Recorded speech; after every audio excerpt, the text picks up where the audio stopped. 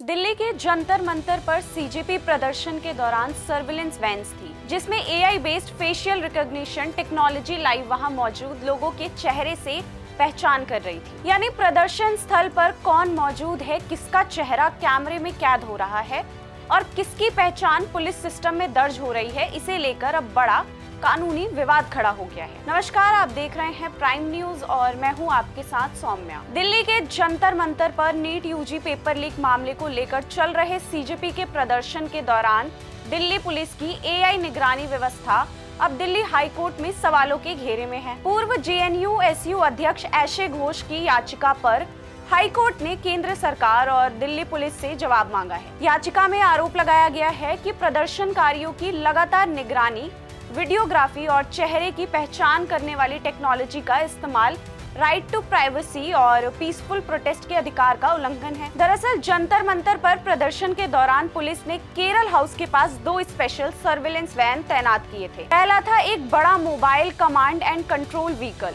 जहां अधिकारी live CCTV footage की निगरानी कर रहे थे। दूसरी थी इक्षणा नाम की छोटी गाड़ी, जिसमें AI based facial recognition software के जरिए कैमरों से मिले फुटेज को स्कैन किया जा रहा था। इंडियन एक्सप्रेस की रिपोर्ट के मुताबिक कुछ पुलिसकर्मी मेटा स्मार्ट ग्लासेस के साथ भी नजर आए, जो फोटो वीडियो लेने, लाइव स्ट्रीम करने और वॉइस कंट्रोल्ड एआई असिस्टेंट से चीजों की पहचान करने के लिए होता है। मेटा स्मार्ट ग्लासेस में कैमरा, माइक्रोफोन और इंटरनेट कनेक्टिविटी होती है, इसलिए कई प्रोटेस्टर्स पुलिस के डेटाबेस प्रोफाइलिंग से बचने के लिए चेहरा ढककर प्रदर्शन करते दिखाई दिए। 15 जुलाई को ऐशे घोष ने दिल्ली हाई कोर्ट में याचिका दाखिल कर इस निगरानी को निरंतर अंधाधुंध और दखल देने वाली निगरानी बताई है। याचिका में कहा गया कि स्थायी निगरानी टावर, लगातार रिकॉर्डिंग और फेशियल रिकॉग्निशन टेक्नोलॉजी का इस्तेमाल प्रदर्शनकारियों की स्वतंत्रता को प्रभावित कर सकता है। ऐशे घोष की ओर से सीनियर एडवोकेट नंदिता राव ने कहा कि सार्वजनिक जगहों पर होने का मतलब ये नहीं होता कि व्यक्ति अपने राइट टू प्राइवेसी को खो दे। उन्होंने कई सवाल किए हैं, जैसे अगर पुलिस फेशियल रिकॉग्निशन टेक्नोलॉजी से लोगों की पहचान कर रही है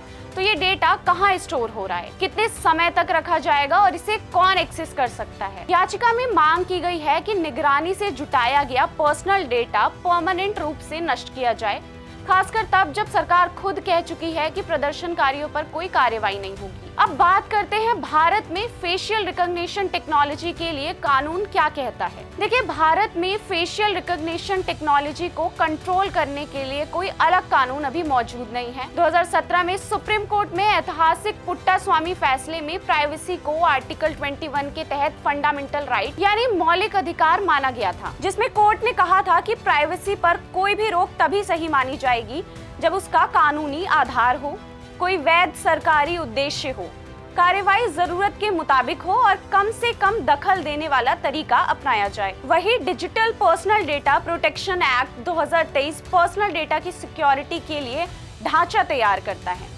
लेकिन एक्सपर्ट्स का कहना है कि बड़े पैमाने पर सरकारी फेशियल रिकॉग्निशन सर्विलेंस के लिए इसमें स्पष्ट नियम नहीं है। इसके अलावा फेशियल रिकॉग्निशन टेक्नोलॉजी को लेकर प्रस्तावित कानून भी अभी तक लागू नहीं हो पाया है। ये मामला इसलिए अहम है क्योंकि लीगल एक्सपर्ट्स के मुताबिक जंतर मंतर का ये विवाद सिर्फ एक प्रदर्शन तक सीमित नहीं है। ये सवाल उठाता है कि लोकतंत्र में प्रदर्शन करने वाले नागरिकों की निगरानी किस सीमा तक तय की जा सकती है।